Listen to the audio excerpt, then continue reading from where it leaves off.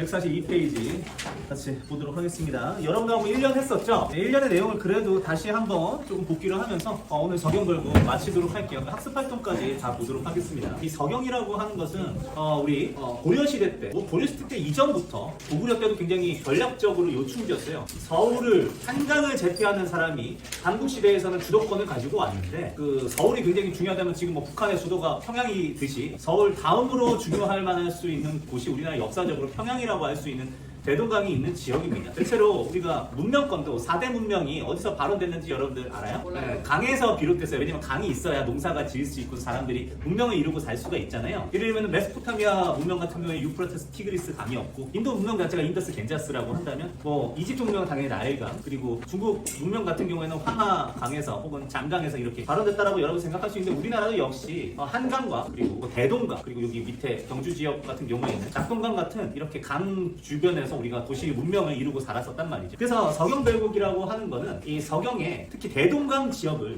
기준으로 해가지고 거기서 펼쳐지는 이별의 이야기라고 생각하시면 되고요. 선생님이 왜 지금 서경하면 꼭 대동강을 떠올리라고 이렇게 여러분한테 지금 제안을 드리냐면 대동강과 관련되어 있는 작품들이 굉장히 많아요. 정지상의 송인도 그렇고요. 우리가 나중에 부병루라고 하는 이런 작품도 만나게 됩니다. 그런 작품들도 다 대동강을 주요 소재로 이렇게 삼고 이야기를 하고 있다라고 하는 거 여러분 생각을 하시면서 특히 대동강의 이별의 장소로서 활용되는 이야기라고 생각을 하시면서 1년에 잠깐 들어가서 다시 한번 보도록 할게요. 선생님이 이미 여기 나와 있는 후렴구, 여음구의 기능에 대해서는 말씀을 드렸어요. 이 아질가는 행의 시작을 알린다라고 말씀을 드렸고요. 그리고 여기 위 두어렁청 다리들이는 궁중음악으로 편입되면서 어떻게 됐더라? 자, 연주, 궁중음악으로 연주되다 보니까 여러 가지 궁중음악 악기들이 연주되는 이런 의성어 소리를 흉내냈다라고 여러분들이 생각을 하시면 된다라고 이렇게 후렴구에 대해서 말씀을 드린 다음에 1년의 기본적인 내용을 말씀을 드렸는데 서경이 서울이지만은 여기에서 서울은 아주 큰 도시라고 생각을 하시면 되겠어요. 따끈데 잘 닦아놓은, 잘 조성되어 있는 소형경은 제2의 수도 정도라고 생각을 하시면 돼요.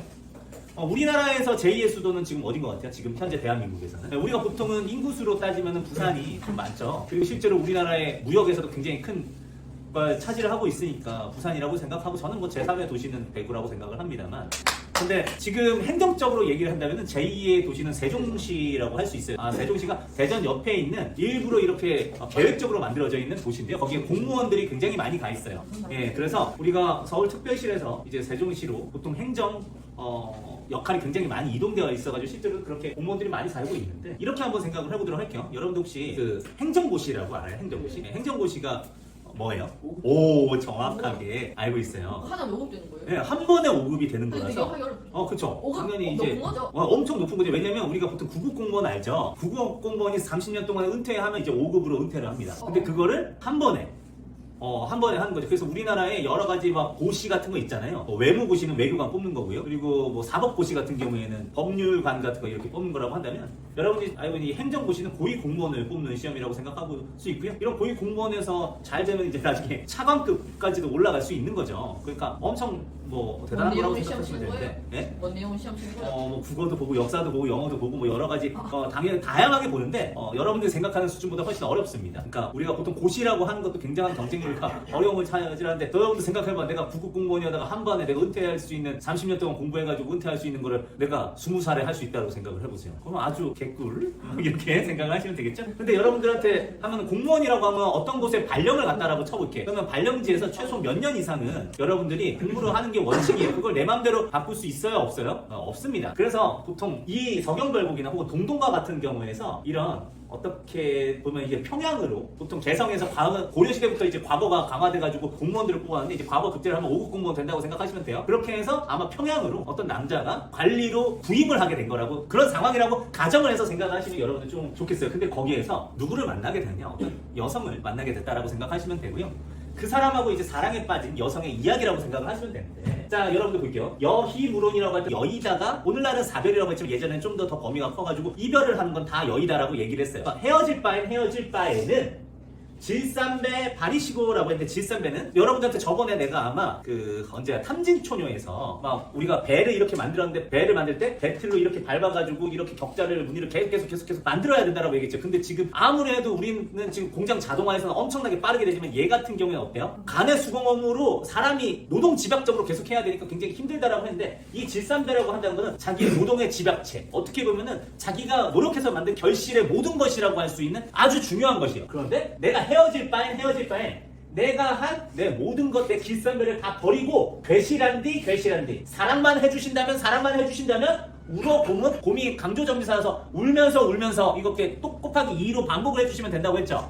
울며 쫓니노이다 쫓아가겠습니다 라고 얘기를 한 거야. 자, 그러면 여기서 여러분들이 굉장히 중요한 게 바로 뭐냐면 우리나라에서 이별의 노래가 되게 많았어요. 가시리만 해도 한번 생각해 볼게요. 갈 거예요, 정말 갈 거예요, 날 버리고 갈 거냐고요. 붙잡고 싶지만 빈정 상하실 거야. 참 붙잡지 못하는데 가자마자 돌아와야 해요. 뭐 이런 식으로 얘기를 했다고. 그러면 이 가시리의 화자는 이별의 상황에서 자세가 적극적이야, 수동적이야? 수동적이고 소극적이죠. 내가 어떻게 해서 붙잡거나 그러지 않잖아. 근데 얘는 어떻게? 이별을 거부하고 있는 거야. 떠나시려고요? 나 따라가겠어요. 나 쫓아가겠어요. 굉장히 적극적입니다. 그래서 여러분들이 여기 1년에 나와 있는 모습 그리고 앞으로 이 서경물고 3년에서도 이게 나오는데 이 화자가 다른 작품, 이별의 상황에서 다른 작품에서 보이는 화자의 태도하고 다르게 어떤 부분, 특히 태도적인 부분에서 굉장히 적극적이고 이별을 거부하고 있는 모습을 여러분들이 기억을 꼭 해주시길 바래요. 선생님이 썰을 한번 얘기를 해보자고 한다면 뭐 다양한 여성 화자가 있을 수 있지만 예를 들면 이렇게 얘기를 해볼게. 평양에 있는 기생이 예전에도 그 개성의 기생과 더불어 가지고 가장 유명한 기생이었어요. 지방에 있는 기생 중에서. 근데 기생은 보통 그 지역을 벗어날 수가 없어요. 관에 소속되어 있기 때문에 벗어날 수가 없단 말이에요. 근데 아주 젊고 유능한 잘생긴 예를 들면 뭐 차은우 같은 그러니까 맞는 캐릭터가 이렇게 와가지고 정말 이제 있는데 그 기생하고 눈이 맞아 버린 거야. 그래서 불타오르는 사랑을 했어. 근데 3년이 지났어. 그럼 이제 돌아가야 되잖아. 그치? 돌아가야 하는데 기생은 따라갈 수 있어 없어 사실? 따라갈 수 없죠. 왜냐면 반에 소속되어 있는 그 기생은 거기에서 이주권이 없어가지고 떠나가게 되면 바로 목이 잘리게 됩니다. 그럼에도 불구하고 내 모든 걸 버리고 따라가겠다라고 얘기하는 이런 적극성을 보이는 그런 내용이라고도 생각할 수 있는 거죠. 아시겠죠? 네, 그러면 이제 여러분들하고 자 143페이지로 할게요. 자 이제 143페이지가 매우 중요한데요. 특히 지금 다 중요합니다. 사실은 서경벌금. 근데 여기 2연에서 중요한 점을 좀 얘기를 해보도록 할게요. 자 2연과 여러분들이 꼭 기억을 해줘야 되는 게 우리 학습 활동에도 있는데요. 자 정석과 6년하고 지금 서경별고 2연하고는 표현이 같습니다. 표현이 같아요. 자 그럼 어떤 표현이 같은지 일단 내용을 한번 보도록 할게요. 영구는 배제하고 들어가 보도록 하겠습니다. 구슬이 바위에 디신들 했어요. 근데 여러분들이 이 디다라고 하는 거는 당연히 구개음을 하면 뭐가 될까요? 네, 지다가 될 거예요. 꽃이 지다라고 하는 꽃잎이 지다라고 하는 거는 떨어진다는 얘기죠. 그래서 여러분들 보통 디다라고 하는 내용이 나오면 떨어진다라고 해석을 하시면 되겠습니다. 알겠죠? 그러면 구슬이 바위의 디신들인데 이 구슬은 그냥 구슬이 아니고 구슬이라도 서말이어야도 꿰어야 보배다의 그 구슬이에요. 무슨 얘기냐면 구슬 목걸이라고 생각하세요. 알겠죠? 근데 이 구슬 목걸이를 바위에 떨어진다고 하더라도 자 끼닌 듯 그칠이니까 그러면 끈이야 끊어지겠습니까? 라고 얘기를 하는 거죠. 우리가 경도와 강도라는 게 있잖아요. 난 그거 과학적으로 설명 못 하겠는데 다이아몬드로 되어 있는 줄줄이 되어 있는 목걸이라고 하더라도 경도는 더 다이아몬드가 강할지 몰라도 뭐 강도에서 뭔가 차이가 있어가지고 바위에다 팍 이렇게 던져버리면 깨질 가능성도 있다고 누가 그렇게 얘기를 하더라고요. 예, 저도 그런 거 긁히는 건 안 그렇죠. 안 긁히는데 맞아요.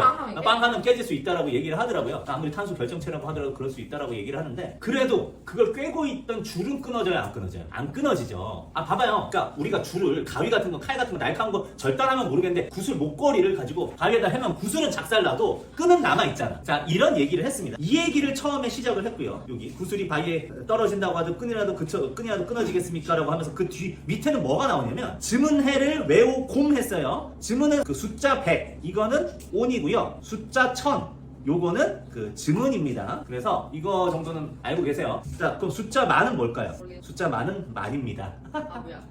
아이고. 네, 숫자 만은 만이에요. 그래서 온 즈는 만 정도는 알아두시면 나중에 여러분들이 고전 시간 해석할 때 조금 쉬우실 텐데 그 즈문해는 1000년입니다. 1000년. 외오 곰은요. 곰이 뭐라고 했죠? 곰. 아까 강조정미사. 그래서 강조정미사라고 얘기했죠. 울어 곰은 울며라고 했다면 외오 곰은 외로이라고 생각하시면 되겠어요. 알겠죠? 여신들 하는데 여러분들 이 여단은 꼭 기억하세요. 자, 여단은 살다? 어떻게 알아? 옆에 있어가지고. 와, 그것도 아주 훌륭한 센스인데요. 자, 살다, 가다. 그럼 합쳐서 살아, 가다. 어떤 식으로 해석해도 됩니다. 상황에 따라서 해석을 하세요. 근데 왜 내가 이거 여다를 알아두라고 얘기를 하시냐면은 이 여다는 정말 계속 나와요. 계속. 그래서 여러분이 이렇게 알아두면 좋으니까 선생님 체크를 하려는데 그러면 이걸 한번 해석해보자. 즈문해를 외로이 살아가더라도 살아간들 신인 듯 그치리이까. 신은 뭐냐면 믿을 신이에요. 그러니까 인연이 끊어지겠습니까? 끊어진다는 얘기야, 안 끊어진다는 얘기야? 안 끊어진다는 얘기지. 물어봤어. 근데 사실은 답은 정해져 있어.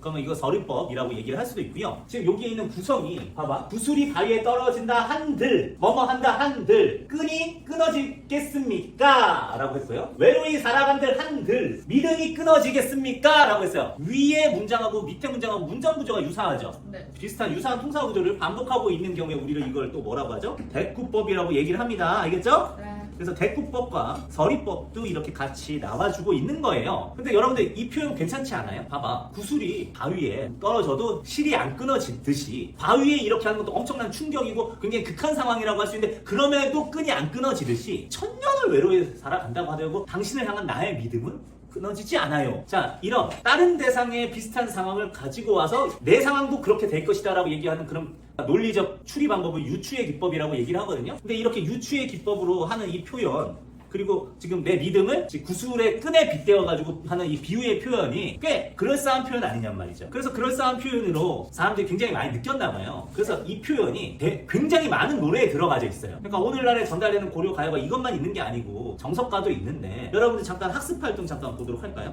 145페이지에 보시면 이게 정석가 6년이에요. 오른쪽에 있는 얘가 6년이란 말이에요. 근데 봐봐. 구슬이 바위에 디신데 구슬이 바위에 디신데 끼닌데 그치리이까. 즈문해를 외우검 여신들 즈문해를 외우검 여신들 신인데 그치리이까. 똑같아 안 똑같아? 네, 똑같죠. 그래서 이거는 당대에 사람들이 사랑 노래하고 이별의 상황에서 헤어지기 싫은 사람들이 노래를 부를 때 간섭적으로 써먹었던 거의 그냥 유행 문구구나, 유행하는 구절이구나 라고 생각을 하시면 되겠어요. 알겠죠? 대충 리믹스 버전이라고 좀 생각을 하시면 여러분들이 이해하시기 쉬울 것 같다라는 말씀을 여러분한테 쇽쇽쇽 드립니다. 알겠죠? 유추에 뭐라고? 유추의 기법?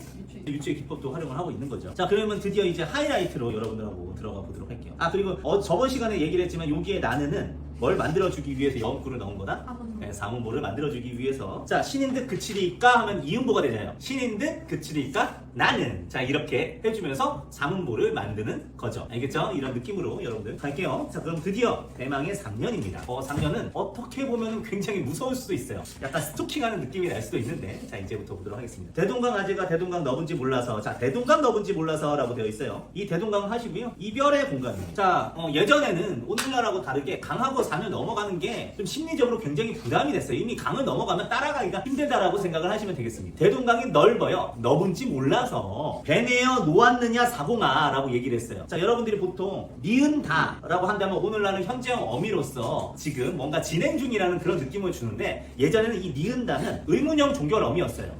그러니까 예를 들면은 니 지금 뭐 한다? 너 뭐 한다? 이건 너 지금 뭐 하니? 라고 물어보는 거죠. 그래서 이 니은다는 의문형 종결 어미였는데 이거는 그 결국에는 해석하면 어떻게 되어 있는 거예요? 야, 대동강 넓은지 몰라서 너 배 내어 놓았느냐? 배 내어 놓았느냐? 사공아 라고 물어본 거예요. 사공이 배 내어 놓지. 뱃사공인데 강 건너게 해주는 걸로 밥 벌어먹는 사람인데 너 왜 배에 내어 놨냐? 이렇게 시비를 거는 느낌이에요. 벌써부터 성깔이 장난이 아니다라는 게 느껴지죠. 근데 이제부터 막말을 시전을 합니다.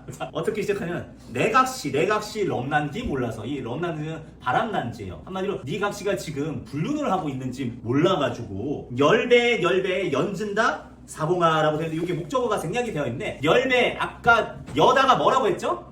살다 가다 살아가다 다 되는데 지금은 가는 고잉이라고 생각하시면 돼요. 열배 지나가는 배에 연진다는 얹어 놓았느냐야.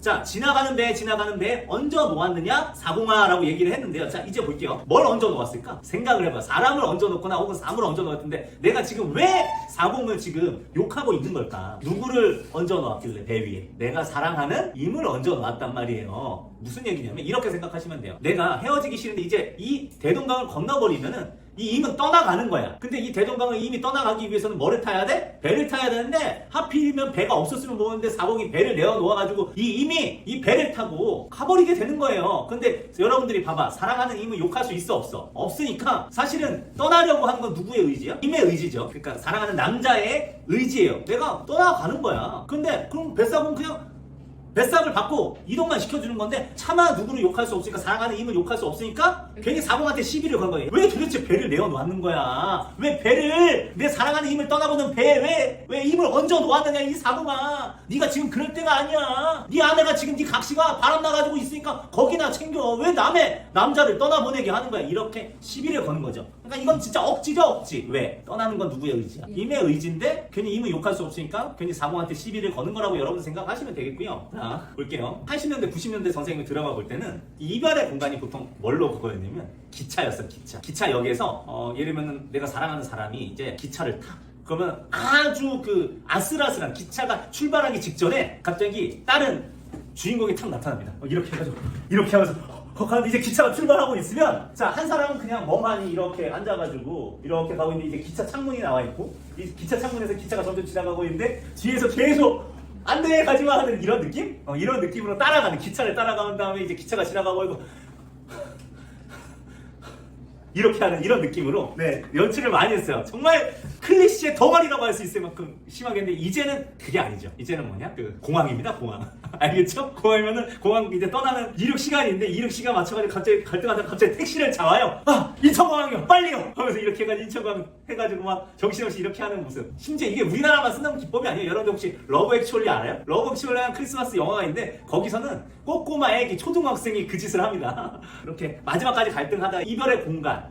우리는 지금 보면은 강을 건넌다고 해가지고 이별이라고 안 느끼지만 옛날에는 그 강이 그런 느낌이었다고요. 아 해외로 떠나가는 사람의 느낌이었다.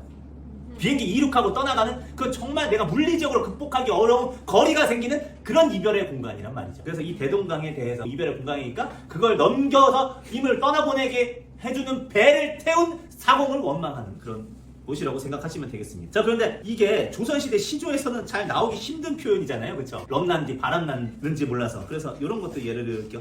남녀 상렬 지사적인 표현이라고 생각을 하시면 되겠어요. 그러니까 남녀 간의 관계를 너무 적나라하게 표현한 부분들이라고 생각하는 게 나오면 남녀 상렬 지사다라고 생각하면 되겠고 오늘날로 얘기하면 약간 섹슈얼리틱한 이런 표현이 나오면 그렇게 여러분들이 생각하시면 되겠습니다. 이거를 좋게 포장하면 진솔하게 표현한 거고요. 정말 좀 나쁘게 얘기하면 속되게 표현했다라고 생각하시면 이제 대동강을 건너버리면 어떤 일이 벌어질 거냐고 지금 우려가 되냐면 화자 입장에서 대동강 건너편 꽃을 배 타들면 배를 타고 가면 거꾸리이다라는 얘기예요. 꽃을 꺾을 거란 얘기예요. 근데 여러분들 이것도 역시 꽃을 꺾는다라는 이 표현 역시 남녀 상렬지사적인 표현이라고 적어주시면 되겠습니다. 이거는 약간 암시적으로 표현한 거긴 하지만 꽃이라고 하는 걸 우리가 보통 그대는 뭐 꽃보다 아름다워 막 이런 식으로 보통 얘기를 많이 하죠. 근데 이 꽃이 아름다운 여성을 의미하는 거이기도 하고요. 그러다 보니까 예를 들면은 부인을 와가지고 다시 돌아가서 떠나갔어. 그럼 이제 나를 버리고 딴 여자 만날 거 아니요? 딴 여자랑 잘 먹고 불타오를 거 아니요? 이런 식으로 표현을 하는 거라고 여러분들 생각하시면 되겠어요. 그러면 여기에서 생략되어 있는 배 타들고는 뭐가 생략되어 있는 거예요? 주어가 생략되어 있는데 누구를 의미하는 걸까? 지금 화자일까? 아니면 임일까? 이미 배 타들고 넘어가면 꺾을 것이다. 뭐를? 꽃을. 다른 여성을 취할 것이다. 이런 식으로 표현할 수 있고요. 간혹가다 이런 해석도 있는데 지금 주어가 생략이 되어 있잖아요. 근데 이 주어를 화자라고 해보자. 화자라고 하면 어떻게 하냐면은 그래 건너봐. 나도 따라서 건너. 배 타들고 가가지고 대동강 건너편에 있는 그 이미 만날 그 여성 꽃의 모가지를 내가 꺾을 거야 라고 하는 표현을 하고 해석하는 경우도 있어요. 근데 아무래도 아까 얘기한 전자가 좀 더 지배적인 해석이라고 여러분들이 생각을 하시면 되겠습니다. 오케이? 여러분 알겠어요? 네. 그래서 만약에 후자로 해석하면 이거는 거의 스토킹을 넘어선 그런 수준이죠? 협박 수준이죠? 그럼 되게 무서울 것 같아요. 근데 어쨌든 지금 여기에서 나와 있는 내용조차도 지금 봐봐. 나는 이별을 거부하고 무조건 따라갈 거예요. 이렇게 얘기를 하는 것도 적극적인데다가 아니 지금 사공한테 야, 네 각식 바람났음 마 하면서 아주 그냥 독설을 날리고 있죠. 이런 걸 봐도 정말 가감 없이 자기 하고 싶은 말 다 하고 있는 이 화자가 역대급 화자다. 이 정도라도 여러분들 생각을 하시면 될 것 같고요. 알겠죠? 그렇게 해서 지금 그 서경별곡 1, 2, 3년까지 이렇게 다 만나봤습니다.